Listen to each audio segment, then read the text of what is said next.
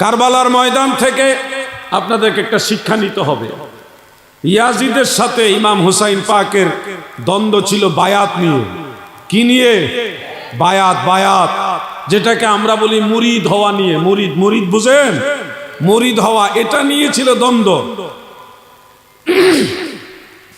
ইমাম হুসাইন রাদিয়াল্লাহু আনহু ইয়াজিদের কাছে বায়াত হয়নি। কারণ হলো, একদিকে সে অবৈধ, অযোগ্য, মদ্যপায়ী, জেনাখুর এবং কুখ্যাত মালউন জাহান্নামী। তার মতো ওই জামানায় এত বড় ভয়ঙ্কর খারাপ মানুষ দ্বিতীয় আর কেউ ছিল না।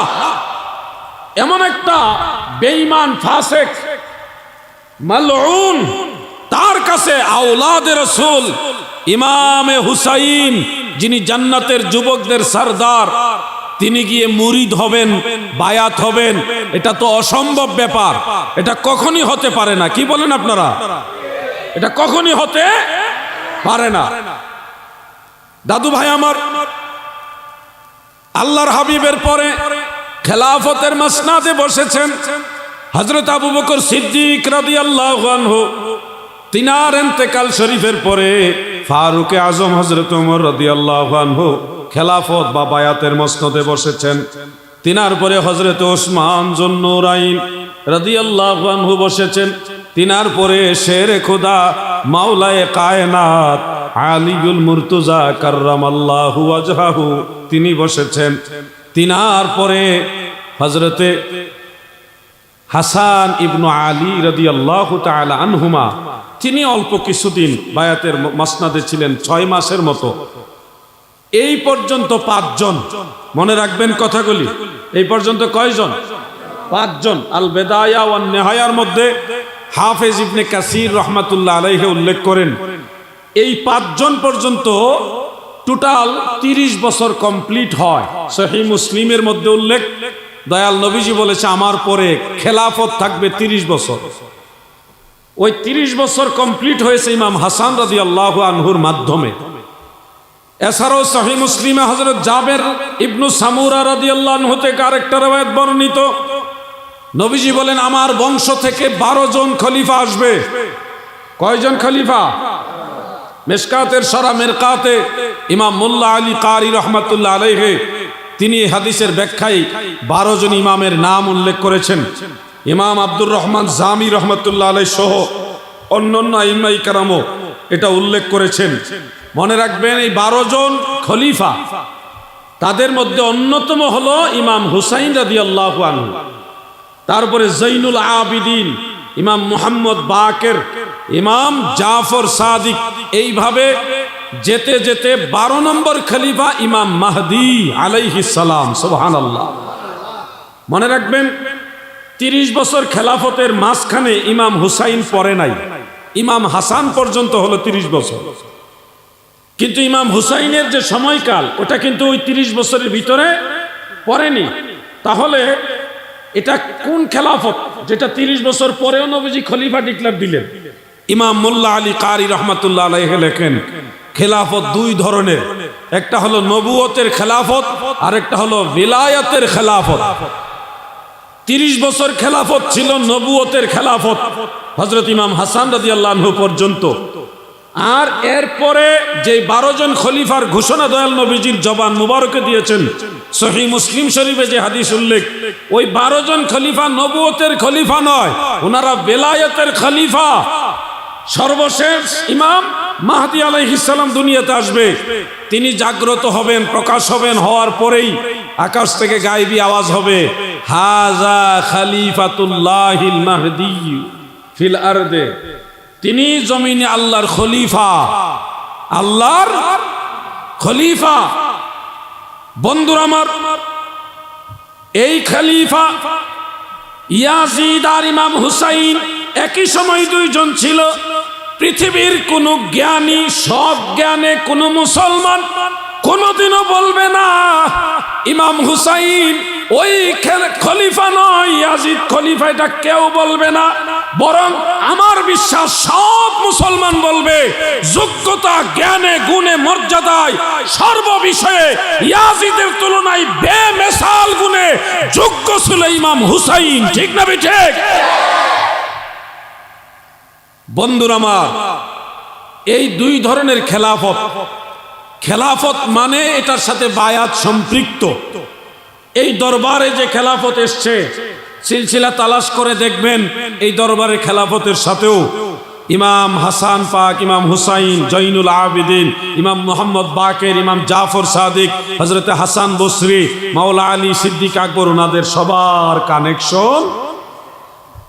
এই জন্য আশেকে অনেক সময় ছন্দ বলে, প্রেমের ডরি বান্ধরে মুর্শিদের সনে, মানুষ বানাইছে আল্লাহ, মানুষ বানাইছে আল্লাহ প্রেমের কারণে, প্রেমের ডোরে বান্ধরে মুর্শিদের সনে। অনেকে মদিনার সনেও বলে, আমিও বলি। কারণ হলো এই প্রেমের ডোরি মুর্শিদে কামেলের সাথে যদি আপনার লাগে, এই সম্পর্ক শুধুমাত্র উস্কাইন আলীনগর দরবার শরীফের আল্লামা আলী রাজা রহমাতুল্লাহ আলাইহির সাথেই সীমাবদ্ধ না।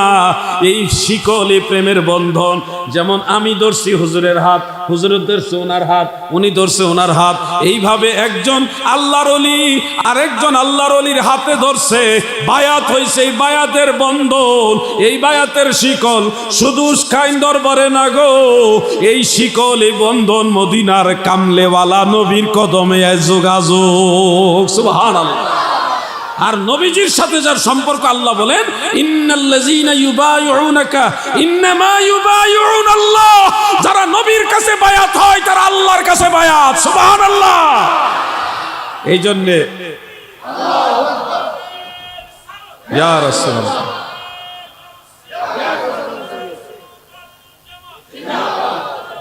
একটু সামনের দিকে চাপেন, সবাই একটু হেল্প করেন, একটু একটু করে জায়গা করে দেন। কোরআন শরীফে আল্লাহ তাআলা বলেছেন মজলিসে যেন আমরা চেপে আরেকজনকে জায়গা দিই, আল্লাহর হুকুম এটা। দয়াল নবী বলে, একজন ভাই মজলিসে যদি চেপে চাপ দিয়ে বসে আরেকজনকে বসার সুযোগ করে দেন, তাহলে হাসরের ময়দানে এই উসিলায়ও ওই মানুষটাকে আল্লাহ জান্নাতে জায়গা করে দিবে। সুবহানাল্লাহ। আরেকজন ভাইকে বসার সুযোগ দেওয়ার স্বার্থে আপনারা পিছনে বেড়া সামনে আসতে হবে, কারণ পরে যারা আসবে তারা তো আর সামনে এসে জায়গা পাবে না, পিছনেই বসার চেষ্টা করবে। তা আপনারা একটু সামনে চলে আসেন। হাসরের ময়দানে যদি এমনটা খবর পান যে মদিনাওয়ালা ওই দিকে, তাহলে নবীজির দিকে আগাইবেন না পিছন দিকে যাবেন? তাহলে আসেন না, আমরা তো নবীজির গোলাম হওয়ারও যোগ্যতা আমাদের নাই। হ্যাঁ, আওলাদে ওলি এখানে আছেন, আল্লাহর ওলির আওলাদরা আছে, আবু বকর সিদ্দিক রাদিয়াল্লাহু আনহুর ব্লাড এখানে আছে, ওনাদের কাছাকাছি এসে বসেন। এমনও হতে পারে মহব্বত করে আল্লাহর ওলির কাছাকাছি বসছেন, এই উসিলায় মদিনাওয়ালা টান দিয়া জান্নাতে নিয়ে যেতে ও পারে। আসেন একটু সামনের দিকে চাপেন। লা ইলাহা ইল্লাল্লাহ, মাশাআল্লাহ, লা ইলাহা হক, লা ইলাহা মুহাম্মদ রাসূলুল্লাহ। মাশরিক মাগরিব দিক বিদিক চলিল সেই আলোর চিক, উড়িল নিশান তাওহীদের পরন কালেমা মুসলমান। লা ইলাহা, মারহাবা মারহাবা,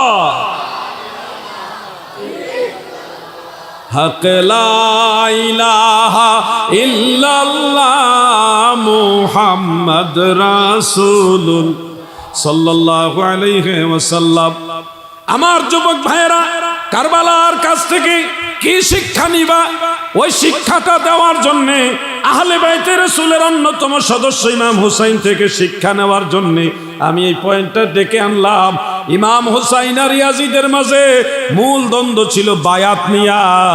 এই জামানায় যারা হুসাইনি মুসলমান তারা বায়াতের পক্ষে, পীর মাশায়েখ আল্লাহর ওলিদের কাছে বায়াত হওয়ার পক্ষে, কারণ এই বায়াত পর্যায়ক্রমে ইমাম হুসাইনের বায়াত।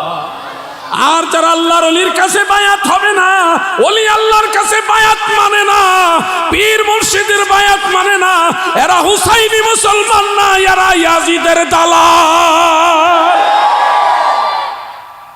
কারণ তারা পীর আউলিয়াদের বায়াত মানে না, তারা কয় রাষ্ট্রপ্রধানের কাছে বায়াত হতে হবে, রাষ্ট্রপ্রধানের কাছে বায়াত হতে হবে। কোরআনে আল্লাহ বলে ইন্নাল্লাযীনা ইউবাইউনাকা, এখানে দুইটা কায়দা।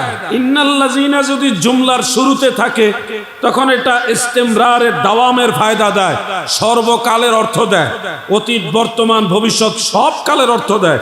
আর ইউবাইউ এটা তো মুজারের সিগা, এটার মধ্যে দুইটা কাল উপস্থিত, হাল এবং মুস্তাকবিল, তাহলে বর্তমান এবং ভবিষ্যৎ। সেখানেও বোঝা যাচ্ছে কিয়ামত পর্যন্ত বায়াত চলমান থাকবে, কিয়ামত পর্যন্ত বায়াত চলমান থাকবে, এটা কোরআনের কথা।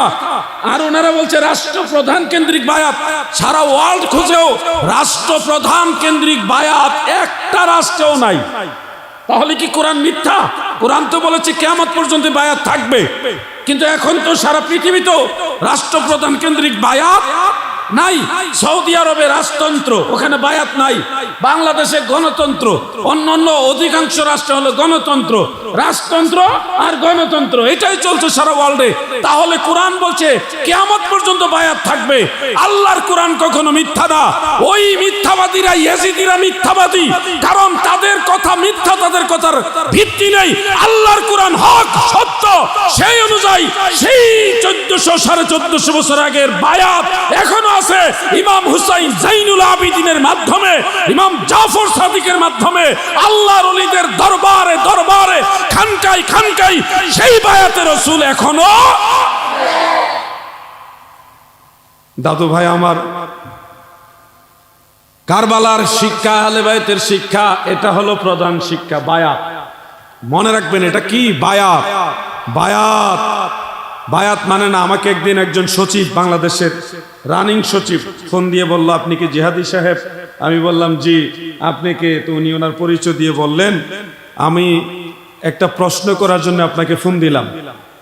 তা আমি উনি পরিচয় দিয়েছে, উনি অনুরোধ করেছে ওনার পরিচয়টা গোপন রাখার জন্য, যার কারণে আমি বলবো না।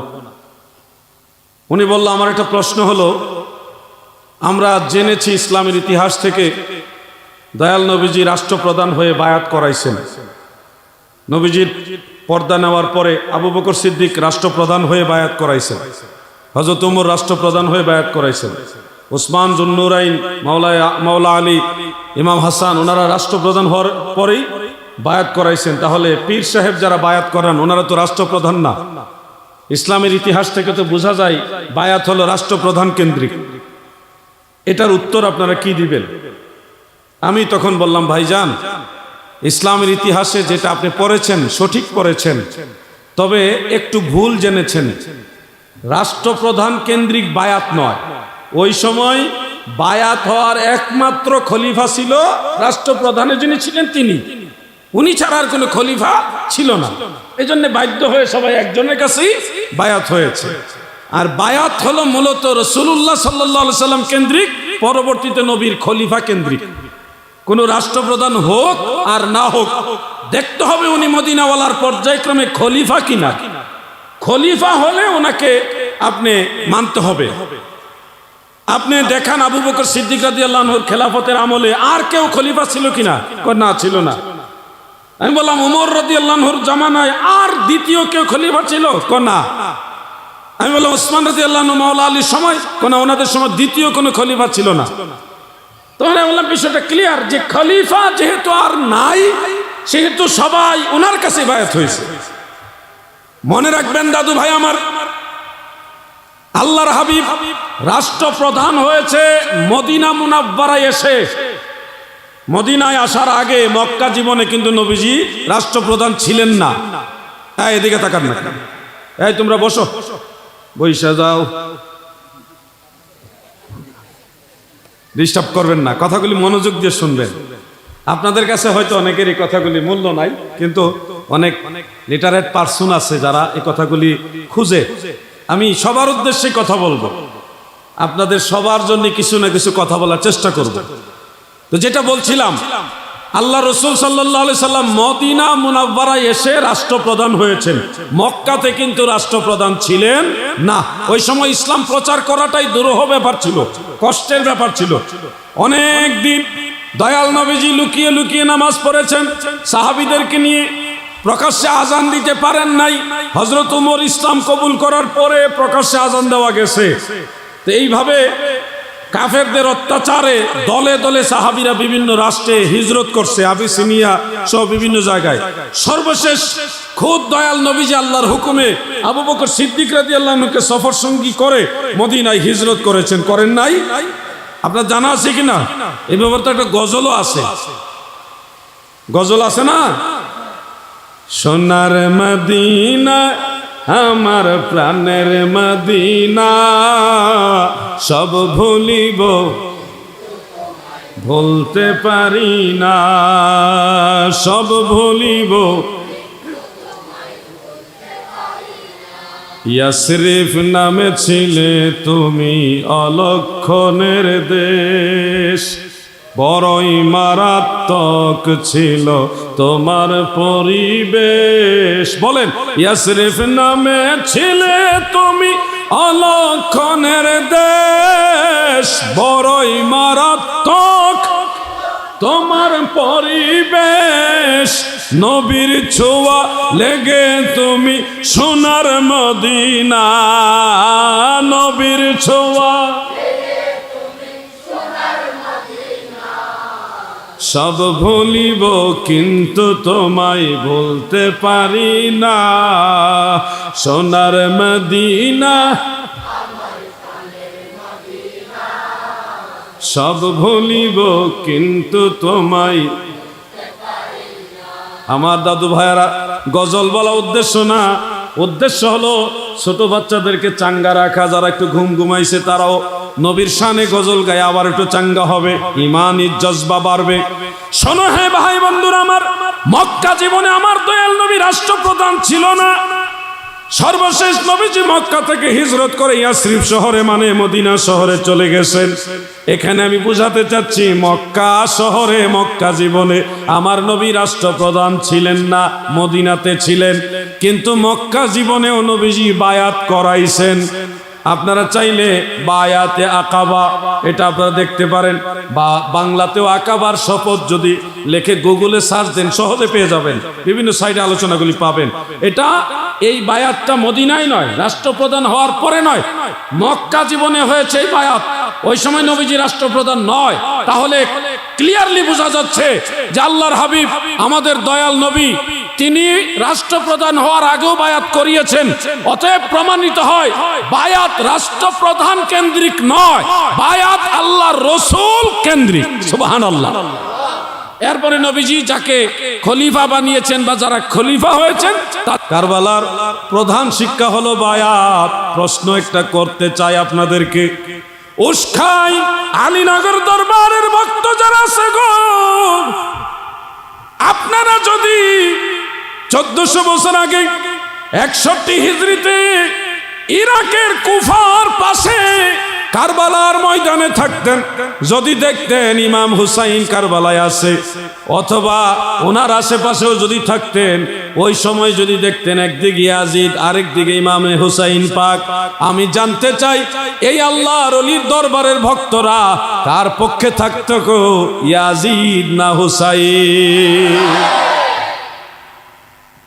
কোনো সন্দেহ নাই আমরা ইমাম হুসাইনের পক্ষে থাকতাম, হাসতে হাসতে জীবন দিয়ে দিতাম। কারণ ওনার পক্ষে থেকে মরে গেলেও টেনশন ফ্রি, চিন্তা নাই, মরতে তো হবে একদিন, মরতে একদিন হবেই, মরতেই যেহেতু হবে ইমাম হুসাইনের পক্ষে মরে যাই। উনি তো জান্নাতের যুবকদের সর্দার, আর ইয়াজিদ হলো জাহান্নামী মালাউন। ঠিক না বেঠিক? আমাদের অনেক ভাইরা বলেন ইয়াজিদের কোনো দোষ ছিল না, ইয়াজিদ নির্দোষ, ইমাম হুসাইন শহীদ হওয়ার পিছনে ইয়াজিদের হাত নাই। নাউজুবিল্লাহ বলেন, এগুলি বলবেন না প্লিজ। ইয়াজিদ যদি দোষী না হয় তাহলে দোষী কে? ওই বক্তা যে বলছে দোষী না, এ দোষী তাহলে দোষীটা কে? ইয়াজিদ ইমাম হুসাইন শহীদ হওয়ার পিছনে যদি দায়ী না হয় তাহলে দায়ী হলো যারা এই ওয়াজ করে তারা। আপনি বলবেন ইবনে জিয়াদ এটার জন্য দায়ী, ইবনে জিয়াদ তো রাষ্ট্রপ্রধান নয়। সে তো ইয়াজিদের কর্মচারী, কর্মচারী তো মনিবের হুকুম ছাড়া কোনো কিছু করে না। আপনার কর্মচারী যদি একটা বাড়িতে কিছু করে নিশ্চয়ই আপনার অনুমতি নিয়ে করবে, সে নিজের থেকে কোনো কিছু করার প্রয়োজন নাই। তাও এমন একজন ব্যক্তিকে শহীদ করেছে যিনি আহলে বাইতে রাসূলের সদস্য। ইবনে জিয়াদের কোনো প্রয়োজন ছিল না ইমাম হুসাইনকে শহীদ করা। যদি বলেন হ্যাঁ উনি করে ফেলছে, ইয়াজিদ জানতো না, এটা মিথ্যা, এটা মন গড়া কথা। ইয়াজিদ জানতো এবং ইমাম হুসাইনের সাথে যুদ্ধ করার হুকুমও দিয়েছে ইয়াজিদ।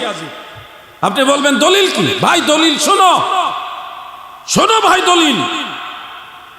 ইমাম জালালউদ্দিন সুয়ুতী রহমাতুল্লাহ আলাইহি তারিখুল খুলাফার মধ্যে ইমাম ইবনু আসাকির রহমাতুল্লাহ আলাইহির তারিখে দিমাশক থেকে একটা রিওয়ায়াত উল্লেখ করেছেন। আল বিদায়া ওয়ান নিহায়ার মধ্যেও সামান্য শাব্দিক ব্যবধানে হাফিজ ইবনে কাসির এই রিওয়ায়াতখানা উল্লেখ করেন। ওবাইদুল্লাহ ইবনে জিয়াদ এবং সেনাপতি হুর সহ যারাই ওইখানে গিয়েছিল তাদের প্রতি ইয়াজিদের হুকুম ছিল, প্রাথমিক হুকুম ছিল হুসাইনকে বলো সেজন্য ইয়াজিদ বা আমার কাছে বায়াত গ্রহণ করে আর না হয় যুদ্ধ করে। অপশন দুইটা দিয়েছে। প্রথম ইয়াজিদের অপশন কয়টা? দুইটা। একটা হলো হয় ইয়াজিদের কাছে বায়াত হবে আর না হয় যুদ্ধ করবে। এই অপশন মনে রাখবেন কথাগুলি। ইমাম হুসাইন এই অপশন গ্রহণ করলেন না, ইয়াজিদের কাছে বায়াত হওয়ার স্বীকৃতি দিলেন না, এমনকি যুদ্ধ করতেও রাজি নন। তিনি বললেন আমি তো যুদ্ধ করতে আসিনি, আমাকে মদিনায় ফিরে যেতে দাও, অথবা ইয়াজিদের সাথে সরাসরি কথা বলার সুযোগ দাও। তারা বলল না, ইয়াজিদের সাথে সরাসরি কথা বলার অনুমতি ইয়াজিদ দেননি। হয় আপনি ইয়াজিদের বায়াত এখান থেকে স্বীকার করবেন আর না হয় যুদ্ধ করেন। অপশন দুইটা। ইমাম হুসাইনের কোনো কথা তারা রাখেনি। ইমাম হুসাইন পাক তিনি কখনই যুদ্ধ করতে ওখানে যায়নি। ছোট ছোট বাচ্চাদেরকে নিয়ে কেউ যুদ্ধ করতে যায়? 6 মাসের শিশু নিয়ে যুদ্ধ করতে যায়? নিজের স্ত্রী, নিজের মেয়ে, নিজের ছেলে, ছোট ছোট বাচ্চা, মহিলাদেরকে নিয়া, দাস দাসীদেরকে নিয়া, মাত্র 72 জন, অন্য বর্ণনা আছে 82 জনের কাফেলা নিয়া কেউ কি যুদ্ধে যায়? ইমাম হুসাইনকে এতটাই অসহায় ছিল যে কারবালার ময়দানে ওনার যুদ্ধের জন্য সৈনিক খুঁজে পায় নাই, মাত্র 72 জন নিয়ে যেতে হয়েছে। এমনটা অসহায় ইমাম হুসাইন ছিল না। ইমাম হুসাইন ডাক দিলে মক্কা মদিনা সহ সারা পৃথিবীর মুসলমান ওনার পক্ষে দাঁড়াইতো। ঠিক না ঠিক? কিন্তু উনি তো যুদ্ধের জন্য যায়নি, উনি গিয়েছে কুফাবাসীর ডাকে সাড়া দেওয়ার জন্য। পৃথিবীর ইতিহাসে সবচেয়ে ভয়ঙ্কর চিহ্নিত গাদ্দার হলো কুফাবাসী। সারা পৃথিবীর ইতিহাসে সবচেয়ে ভয়ঙ্কর চিহ্নিত গাদ্দার হলো কুফাবাসী। এক বর্ণনায় উল্লেখ ইমাম হুসাইনকে কুফায় যাওয়ার জন্য 150 চিঠি দেওয়া হয়েছে। আরেক বর্ণনা উল্লেখ 1200 চিঠি দেওয়া হয়েছে। আল বিদায়া ওয়ান নিহায়ার মধ্যে উল্লেখ আছে, অন্যান্য কিতাবগুলির মধ্যে পাবেন। বাংলা একটা কিতাব আছে, আপনারা ওটা পড়বেন। আপনারা তো আর আরবি কিতাব বুঝেন না। শামে কারবালা একটা কিতাব আছে, ওটা পড়েন। আল্লামা শফিউ কারবি রাহিমাহুল্লাহ ওনার লেখা। 1200 চিঠি পেয়েছে, কুফায় আসেন, কুফায় আসেন। ইমাম হুসাইন রাদিয়াল্লাহু আনহু কুফার সার্বিক পরিস্থিতি যাচাই করার জন্য ওনার ভাই কানিজ, কানিজ না কি বলে এটাকে, কানিজ না, এটা কি বলে চাচতো ভাইকে ইংলিশে কি বলে? Cousin, cousin. ওই ভাইকে পাঠাইলেন কুফায় মুসলিম বিন আকিল রাদিয়াল্লাহু আনহুকে। উনি গেলেন, ওনার সাথে 2টা বাচ্চাও রওনা দিচ্ছে। ওনার স্ত্রী মারা গেছে, মানে বাচ্চা 2 জনের বাবা আছে, মা নাই। তো বাচ্চারা বলতেছে আব্বা যান আপনি যদি চলে যান আমরা কার সাথে থাকবো, আমাদেরকেও সাথে নিয়ে যান। মুসলিম বিন আকিল চিন্তা করলো যেহেতু সন্তানদের মা দুনিয়াতে নাই, আমি চলে গেলে তাদেরকে কে দেখবে, আমার সাথে নিয়ে যাই। বাবা 2 সন্তান নিয়ে রওনা দিল মদিনা থেকে কুফার উদ্দেশ্যে। কুফায় যাওয়ার পরে ওই কুফাবাসী আবেগে একে একে প্রায় সবাই বায়াত হইল মুসলিম বিন আকিলের কাছে।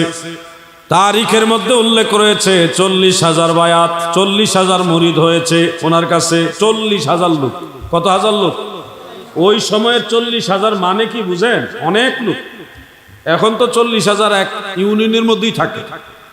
ওই সময় 40,000 লোক খুঁজে বের করা অনেক কঠিন ব্যাপার ছিল। ওই সময় মানুষ কম ছিল। আমাদের এই দাদু ভাইরা মুরব্বীরা বলতে পারবে, স্বাধীনতার যুদ্ধের সময় তো 7 কোটি না কত মানুষ, 7.5 কোটি মানুষ ছিল। এখন কত? মাত্র 50 বছরের ব্যবধানে কত হয়ে গেছে? 17 কোটির কাছাকাছি চলে গেছে। মনে রাখবেন ওই সময় কত কম মানুষ ছিল। ওর মাঝে 40,000 মানুষ ইমাম হুসাইনের প্রতিনিধি হিসেবে মুসলিম বিন আকিলের কাছে বায়াত হয়েছে। মনে রাখবেন কুফাবাসীর গাদ্দারি, এটা বোঝানোর জন্য বলছি, তারা বেশি আবেগী ছিল, এখনো তারা বেশি আবেগী। হাই হাসান, হাই হুসাইন কে চিৎকার করে, কিন্তু দেখা গেছে অরিজিনাল ইসলামের বৃহৎ স্বার্থে তাদেরকে কোথাও পাওয়া যায়।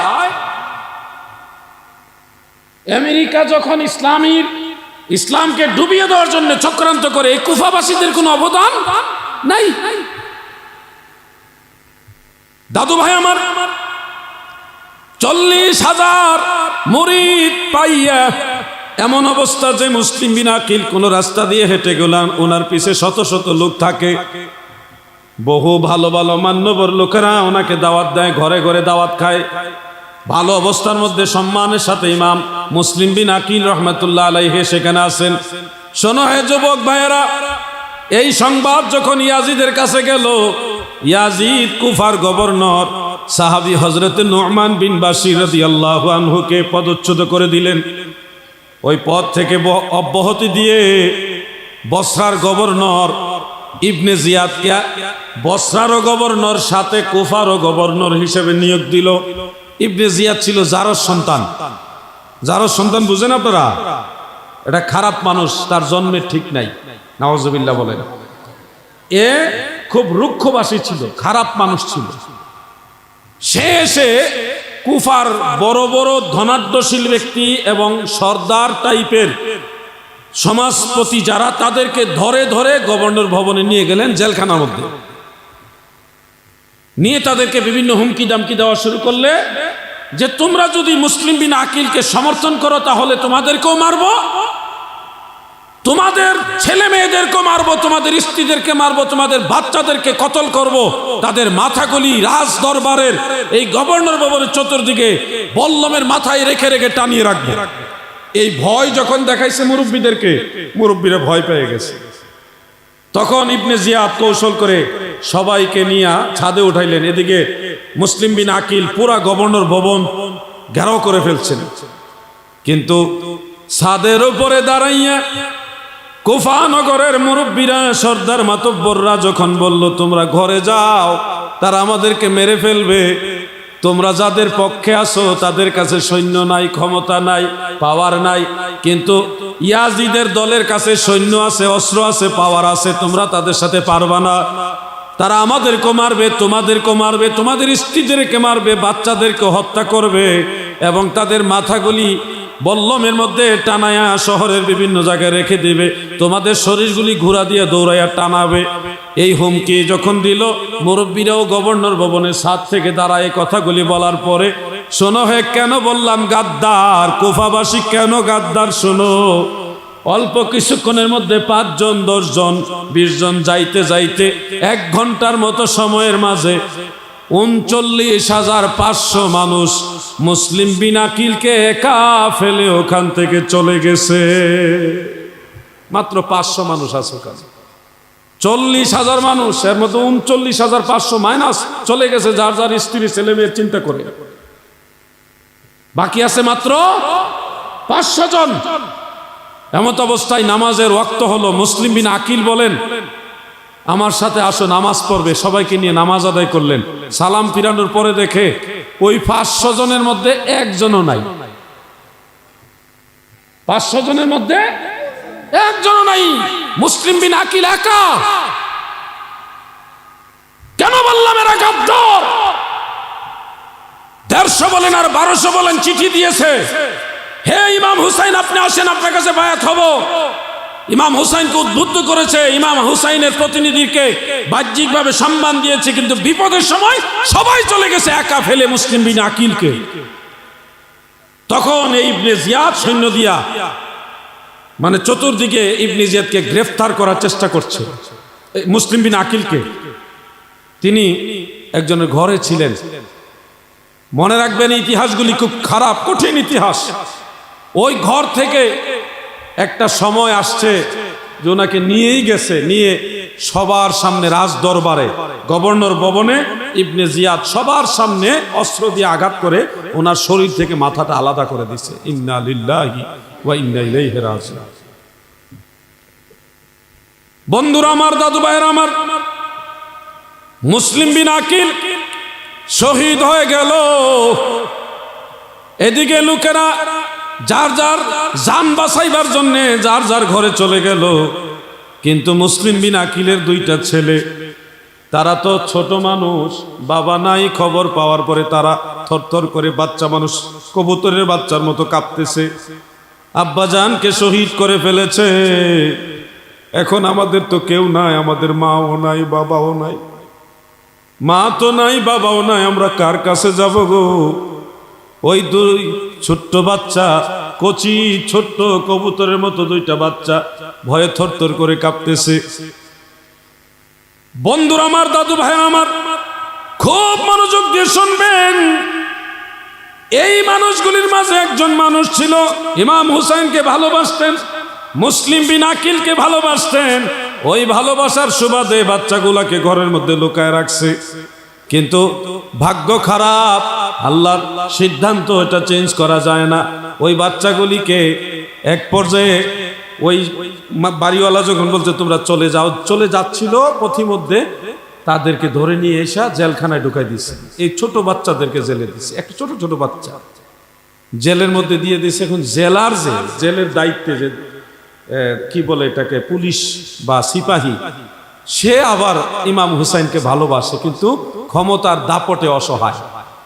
সে চিন্তা করলো আমি মরলে মরবো, কিন্তু নবীর বংশের এই ছোট্ট বাচ্চাগুলিকে এইভাবে মরতে দিব না। সে গভীর রাত্রে চুপচাপ ওই জেলখানার তালা খুলে বাচ্চাগুলিকে গভর্নর ভবন থেকে বের করে বলল, তোমরা তাড়াতাড়ি এখান থেকে মদিনার দিকে চলে যাও। এই বাচ্চাগুলি ছোট বাচ্চা তো, তারা তো আর মদিনার রাস্তা চিনে না। কাদিসিয়া একটা এলাকা আছে, ওই এলাকার দিকে হাঁটতেছে। হাঁটতে হাঁটতে হাঁটতে হাঁটতে অনেক দূর গিয়ে ক্লান্ত হয়ে একটা গাছ এবং একটা ইন্দির একটা কুয়া সেখানে ছিল, কূপ, ওখানে যা গেলেন, গিয়ে গাছের নিচে বসে আছে। তখন কিছু মহিলা দাসী, তারা ওই কুয়া থেকে পানি নেওয়ার জন্য আসে। আইসা দেখে ছোট ছোট কচি কাঁচা দুইটা বাচ্চা। মহিলারা বলে, তোমরা কারা গো? তারা ভয়ে নাম পরিচয় বলে না, চুপচাপ থরথর করে কাঁপতেছে আর কাঁদতেছে। ওই দাসী মহিলারা বলতেছে, কেঁদো না, আমাদের কাছে বলো, আমরা তোমার কোনো ক্ষতি করব না, তুমি কে? বাচ্চাগুলি পরিচয় দেয় না। এক পর্যায়ে পরিচয় প্রকাশ করলো, আমাদের আব্বাজানের নাম মুসলিম বিন আকিল, আমরা নবীর বংশের বাচ্চা। সুবহানাল্লাহ। ওই মহিলারা, দাসী মহিলারা, যার বাড়ির দাসী, ওই মালিক মহিলাকে ডেকে নিয়ে আসলো। ওই মহিলাও আহলে বাইতের ভক্ত। সেই মহিলা বলল, তোমরা আমার সাথে আসো, আমি তোমাদের আদর করব, মেহমানদারি করব। আমি সুযোগ পেয়েছি নবীর বংশের বাচ্চাদের খেদমত করার, আসো আমার বাড়িতে, আমি তোমাদের আদর আপ্যায়ন করব। সময় সুযোগে মদিনার রাস্তা আমি তোমাদের দেখায় দিব। আদর করে ওই মা বাচ্চাগুলাকে বাড়িতে নিয়ে গেল। বাড়িতে নিয়ে সুন্দর গোসল করে খাবার দাবার দিয়ে পাশের ঘরে রেখে দিলেন। ভাগ্যের নির্মম পরিহাস, ওই মহিলার স্বামী আবার জালেম।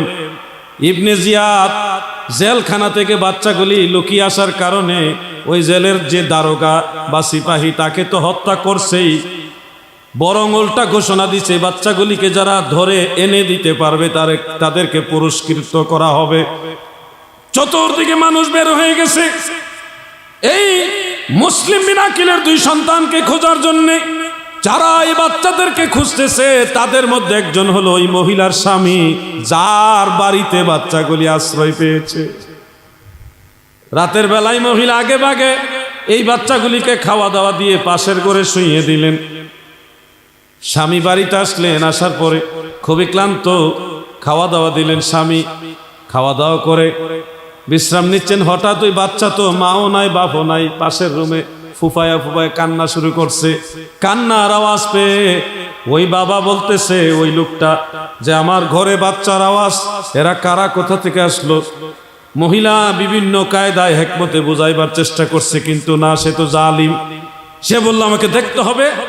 সাথে সাথে সে ওখানে গেল, গিয়ে দেখে ওই দুইটা বাচ্চা। সকাল বেলায় এই বাচ্চাদেরকে নেওয়ার জন্য এই জালিম বের হলো, রওনা দিয়ে দিবে, বাচ্চা ইবনে জিয়াদের দরবারে নিয়ে যাবে। কঠিন একটা ইতিহাস। বাধা দিল ওই জালিমের একটা ছেলে আছে, সে বলতেছে আব্বাজান এরা নবীর বংশের আওলাদ, এদেরকে আপনি ইবনে জিয়াদের দরবারে তুলে দিবেন না, তাদের মাও নাই বাবাও নাই, এই ছোট ছোট বাচ্চাদেরকে ইবনে জিয়াদের কাছে দেওয়ার কি দরকার? আব্বাজান দিবেন না। কিন্তু সে তো পাষণ্ড, সে জালিম, সে বলতেছে না, তাদেরকে দিলে আমি অনেক দিনার দিরহাম পুরস্কার পাবো, আমাকে দিতেই হবে। তার মাথায় শুধু ওই পুরস্কারের নেশা। শেষ পর্যন্ত নিজের ছেলে বাধা দেয় বিধায় তরবারি বের করে নিজের ছেলেকে হত্যা করে ফেলেছে। নাউজুবিল্লাহ বলেন। ওই মহিলা স্বামীকে ডেকে ডেকে বলে, প্রাণের স্বামী আমার, জীবনে কোনোদিন আপনার কাছে আবদার করি নাই, আজকে আবদার করি, নবী বংশের এই বাচ্চাগুলিকে নিয়েন না। আমার সন্তানকে আপনি হত্যা করেছেন, তাতেও আমার আফসোস নাই। আমার দয়াল নবীর বংশের ছোট ছোট বাচ্চাদেরকে আপনি নিবেন না। স্ত্রী বাধা দেয়। ইতিহাস বড় ভয়ঙ্কর ইতিহাস গো। একটা জায়গা উল্লেখ ওই স্ত্রীকে সে হত্যা করেছে, আরেক জায়গা উল্লেখ স্ত্রীকে মারাত্মকভাবে আহত করেছে। আহত মানে মাথায় আঘাত করার পরে সে বেহুশ হয়ে পড়ে গেছে। এখন ওই ছোট ছোট বাচ্চাদেরকে নিয়ে এই জালিম রওনা দিয়েছে। কিছু দূর যাওয়ার পরে চিন্তা করে, এই বাচ্চাদেরকে আমি সরাসরি যদি নিয়ে যাই, অন্য কেউ হয়তো পুরস্কারের লোভে আমার কাছ থেকে বাচ্চাগুলি কেড়েও নিতে পারে। আমি তাদেরকে আস্ত নিব না, তাদেরকে হত্যা করব, গর্দান কেটে মাথা নিয়ে যাব। কত বড় জালিম, কত বড় পাষণ্ড বেঈমান। ছোট ছোট বাচ্চা পুরস্কারের লোভে ওই দুইটা বাচ্চার গর্দান কেটে ফেললো, শরীর থেকে মাথা আলাদা করে দুইটা মাথা বস্তার মধ্যে ভরে রওনা দিল ইবনে জিয়াদের দরবারে। ইবনে জিয়াদের দরবারে গিয়ে বলল, আপনার জন্য সুসংবাদ। কি সুসংবাদ? যে দুইটা বাচ্চা যাদেরকে খোঁজার জন্য আপনি পুরস্কার ঘোষণা করেছেন তাদেরকে নিয়ে আসছি। ইবনে জিয়াদ বলে কোথায়? তখন ওই আলাদা করা কল্লা মাথা দুইটা বের করে দিল। ইবনে জিয়াদ বলে, এগুলি কি? তোমার কি বলেছি মাথা আনতে? আমার তো দরকার ছিল আস্ত বাচ্চাগুলিকে নিয়ে আসবে, আমি ইয়াজিদের কাছে গিয়ে আমি ইয়াজিদকে খুশি করব। তুমি এই বাচ্চাগুলির মাথা কেন নিয়ে আসলে? তুমি তো বড় খারাপ। দেখেন, খারাপ তো আবার খারাপ রে খারাপ কয়। হ্যাঁ, নিজে খারাপ, আরেক খারাপের আবার খারাপ কয়। তুমি তো বড় খারাপ, তুমি বাচ্চাগুলিকে হত্যা করলে কেন? তোমাকে আমি হত্যা করব। তখন ওই গভর্নর ভবনে ইবনে জিয়াদ ওই জালিমকে তাকেও কতল করে ফেলল। এই হইল মুসলিম বিন আকিল রাদিয়াল্লাহু আনহু, তিনি এবং তিনার আওলাদের ইতিহাস। দেখেন তো এই ইতিহাসটা ইয়াজিদের গোষ্ঠীর ইতিহাস। ইয়াজিদরা এত বড় খারাপ। শেখ নুরুল ইসলাম ফারুকী রহমাতুল্লাহ আলাইহিকে ওনার ঘরে নিজের পরিবারের সামনে শহীদ করেছে এই বেঈমান ইয়াজিদের দালালেরা। ঠিক না ঠিক? এরা যখন কোরআন হাদিসের দলিল দিয়ে পারে না, তখন তারা অস্ত্র হাতে তুলে নেয়, গুপ্ত হামলা করে। আজ পর্যন্ত কোনো ওয়াহাবি আলেমের উপরে সুন্নিরা আক্রমণ করে না, কিন্তু ওয়াহাবিরা সুন্নি আলেমদের উপর আক্রমণ করে। এটা মদিনাওয়ালার সুন্নত। আমরা মাইর খামু, কারণ মদিনাওয়ালাকে মারছে, তায়েফের ময়দানে মারছে। ওই নবীর ওয়ারিস, নবীর গোলামদেরকেও বেঈমানেরা মারে। যুবক ভাইয়েরা আমার, তোমাদেরকে যে মেসেজটা দিতে চাচ্ছি, ইবনে জিয়াদকে কুফার গভর্নর বানাইছে ইয়াজিদ। কেন বানাইছে? কেন বানাইছে? ইমাম হুসাইনের দলে যারা আছে তারা যেন ইমাম হুসাইনকে সমর্থন না দিতে পারে।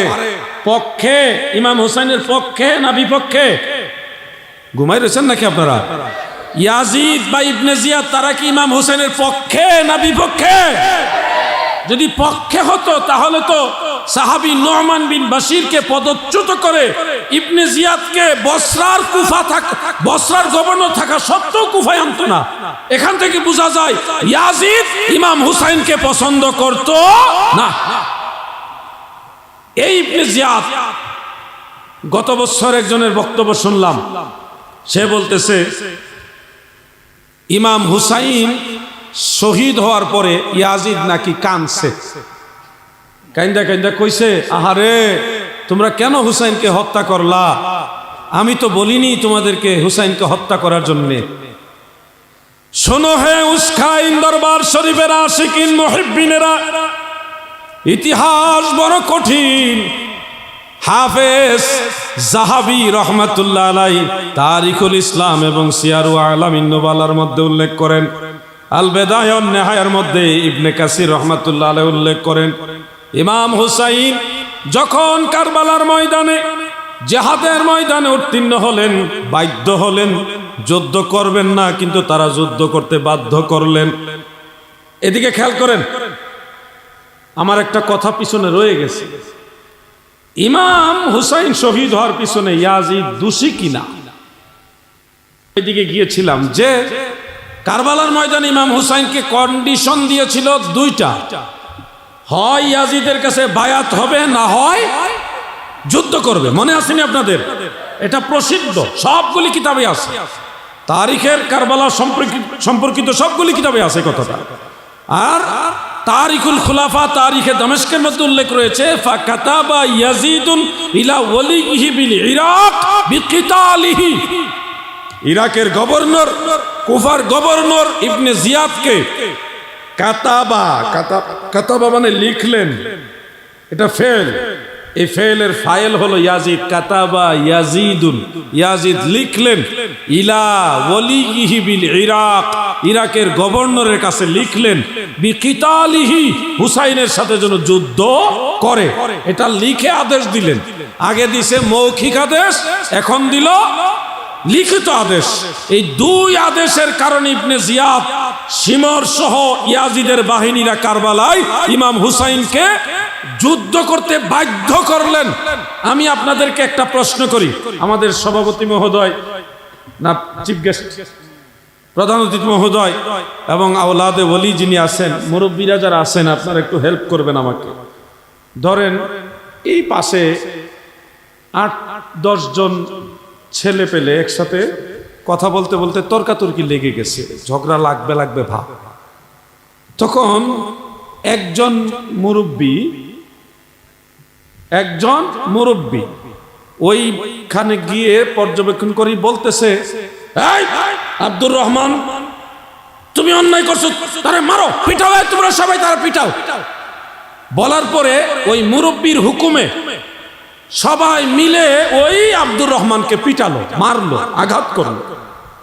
এক পর্যায়ে সে আহত হলো, পরবর্তীতে সে নিহত হলো, মারা গেল। মুরব্বীরা আমাকে একটু হেল্প করবে। এখন যদি এই মার্ডারের কেস হয়, মামলা হয়, তাহলে এই মার্ডার কেসের 1 নম্বর আসামি কে? বলেন না কে? মুরব্বী, ওই আদেশদাতা মুরব্বী। তাহলে আমরা সবাই এটা বুঝি, ইবনে জিয়াদ নিজের থেকে হুসাইনের সাথে যুদ্ধ করতে যায়নি, 22,000 সৈন্য তারা নিজের ইচ্ছায় ওখানে যায়নি, ইয়াজিদের হুকুমে গিয়েছে। এবং ইয়াজিদের হুকুম বাস্তবায়ন করতে গিয়ে ইমাম হুসাইন পাকের সাথে যারা যুদ্ধ করেছে, পর্যায়ক্রমে ইমাম হুসাইন সেখানে শাহাদাত বরণ করেছে। অতএব ইমাম হুসাইন শহীদ হওয়ার পিছনে 1 নম্বর আসামি হলো ইয়াজিদ। ঠিক না বেঠিক? এরপরেও যদি কেউ বলেন ইয়াজিদ দোষী না, তাহলে আমি মনে করব এটা আরেকটা ইয়াজিদ। দাদু ভাই আমার, কারবালার ময়দানের এই কথাটা বলি, আমি আলোচনা শেষ করছি। এই কথাটাই আমার লাস্ট কথা। কষ্ট হয়ে যাচ্ছে নাকি বেশি আপনাদের? একটু দুরূদ শরীফ পড়েন, তাহলে সওয়াবও হবে, একটা অলসতা থাকলে এটাও কেটে যাবে। আল্লাহুম্মা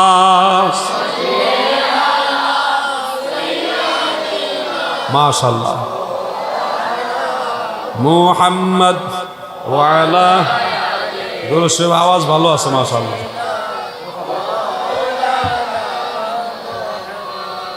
বন্ধুরা আমার, দিলের কান লাগায় কথাগুলি শোনেন। ইমাম হুসাইন রাদিয়াল্লাহু আনহু কারবালার ময়দানে তিনি এক পর্যায়ে যখন শাহাদাত বরণ করলেন, একটা কথা বলতে চাই দাদা, ইদানিং ওয়াজ হয় কিন্তু যে যেভাবে মন চায় ওভাবে ওয়াজ করে। কেউ ওয়াজ করতেছে আলী আসগর কারবালায় শহীদ হয়েছে, ছোট শিশু ছিল, তীরবিদ্ধ হয়ে শহীদ হয়েছে। আবার কেউ বলতেছে আলী আসগর কারবালায় শহীদ হয়নি, সে বড় হয়ে স্বাভাবিক ইন্তেকাল করেছে। আবার কেউ বলতেছে আলী আসগরই হলো জৈনুল আবিদিন, মানে আউলা জাউলা লাগাইলে। কথা বুঝতেছেন? যে যেভাবে মন চায় ওইভাবে ওয়াজ করতেছে। কিছু কিছু বক্তাদের কথা বলছি। আসলে আলী আসগর সম্পর্কে আমি যতটুকু তাহকিক করেছি, বিভিন্ন কিতাব দেখেছি, বড় বড় প্রাচীন কিতাবগুলি দেখেছি। বিশেষ করে আপনারাও দেখতে পারেন প্রয়োজনে।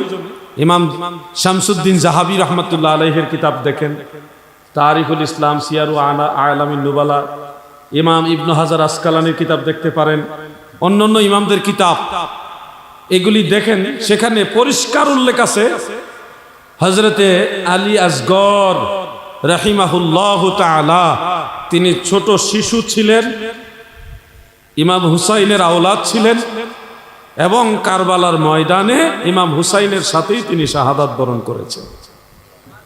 এটা হলো সঠিক ঘটনা।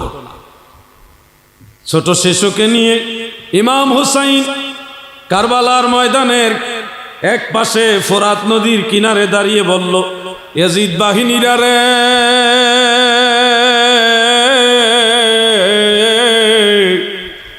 আমার সাথে না হয় তোমাদের দুশমনি, কিন্তু এই 6 মাসের শিশু, তার সাথে তো তোমাদের কোনো দুশমনি নাই।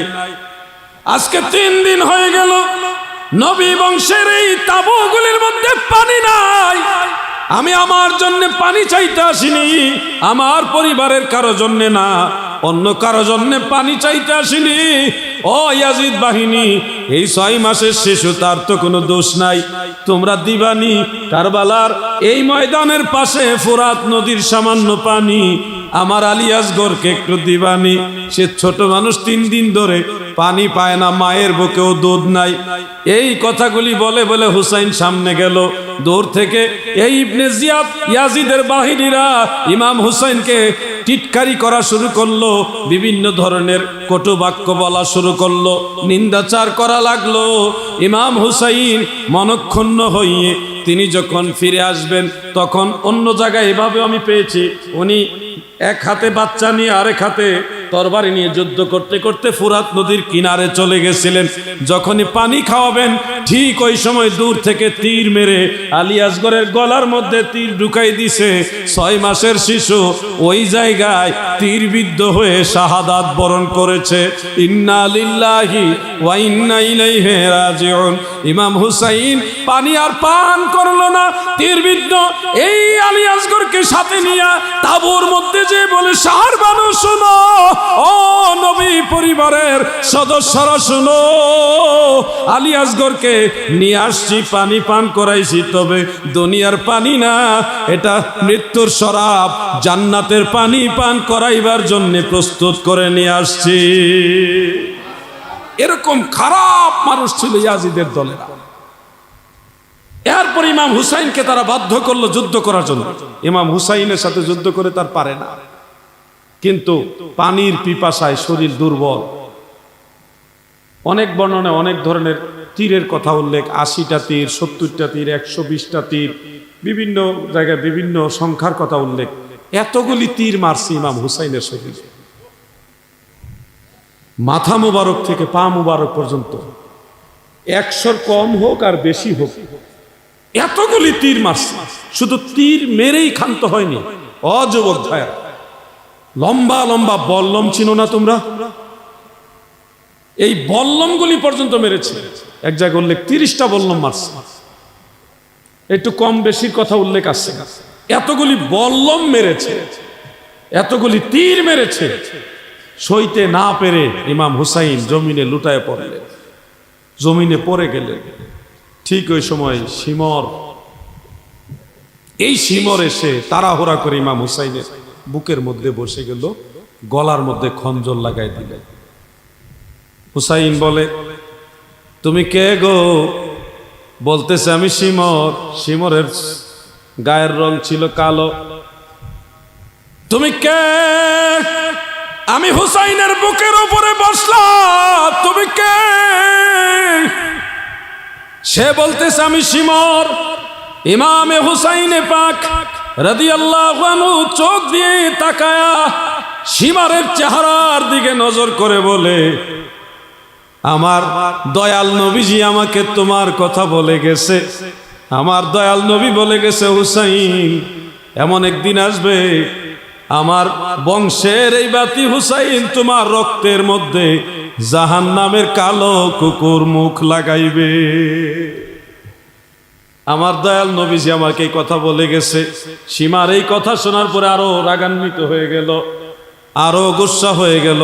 জাহান্নামের কুকুর বলেছে, আসলে হুসাইন তো বলে নাই, রাহমাতুল লিল আলামিন বলে গেছে। এরা জাহান্নামের কুকুর না, কে হবে জাহান্নামের কুকুর?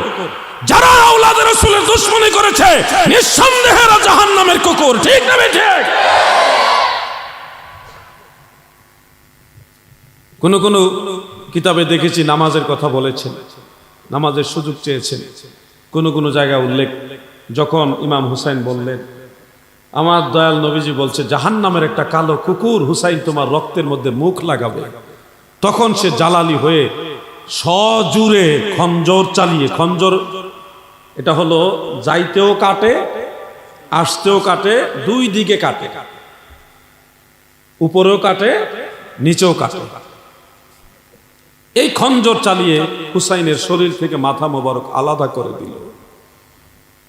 আলাদা করে ক্ষান্ত হয়নি। 70টা উট, কোন কোন জায়গায় 80টা উটের কথা উল্লেখ, আবার কোথাও 30টা উটের কথা উল্লেখ।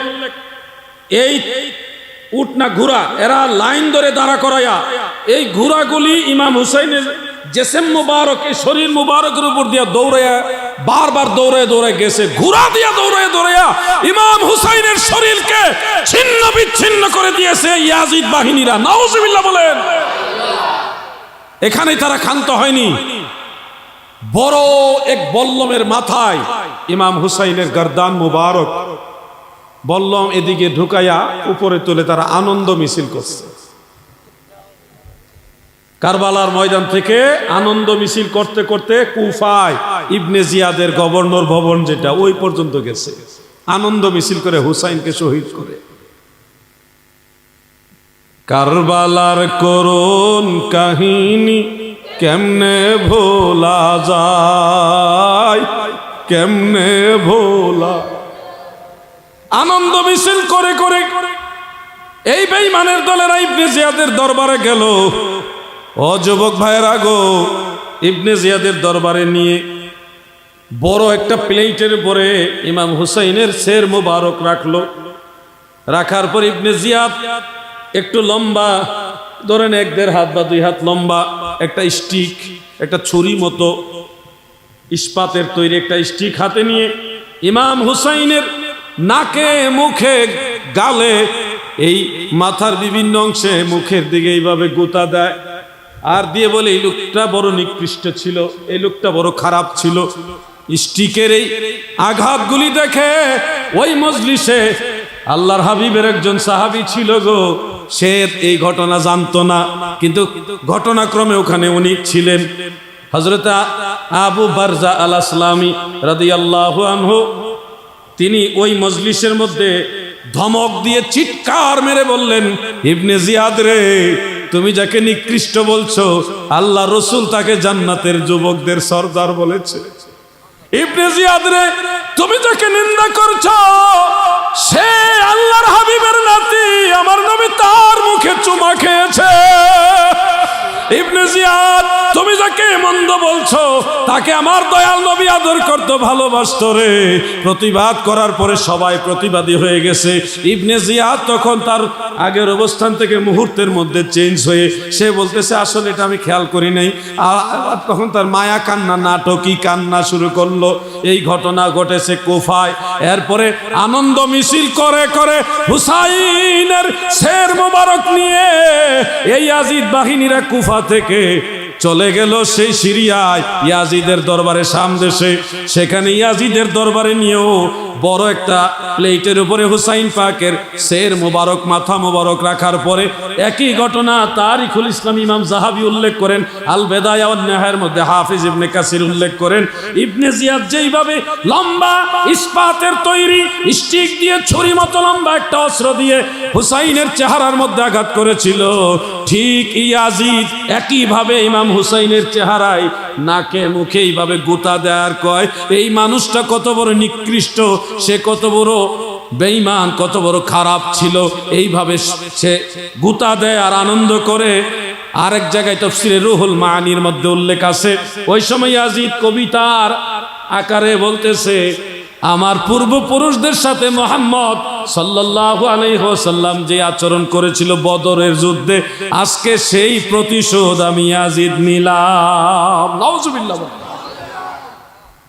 ঠিক ওই সময় হযরত আনাস রাদিয়াল্লাহু আনহু ঘটনাক্রমে মজলিসে ছিলেন। তিনি তীব্র প্রতিবাদ করে উঠলেন।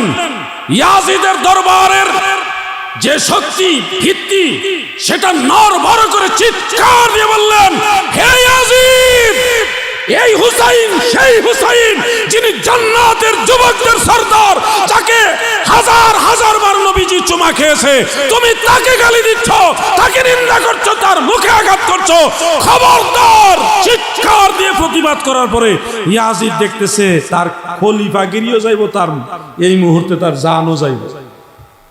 পরে মুহূর্তের মধ্যে অবস্থান চেঞ্জ করে সে মায়া কান্না শুরু করছে। আহারে, এই তোমাদেরকে তো বলিনি হুসাইনকে শহীদ করার জন্য, তোমরা কেন হুসাইনকে শহীদ করলে?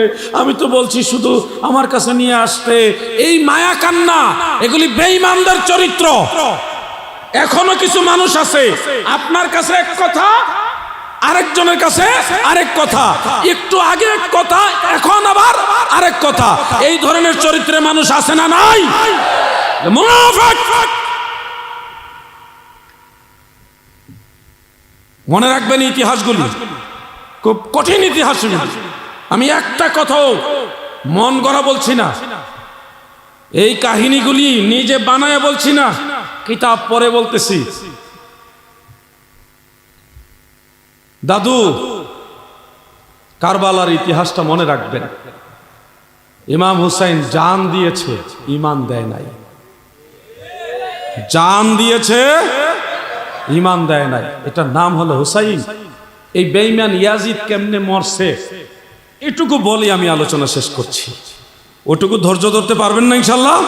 একটু জিকির করেন, লা ইলাহা মারহাবা, লা ইলাহা লা ইলাহা। এই ছাত্রবারে ঘুমে ধরে গেছে, জিকির করো, জিকির করো।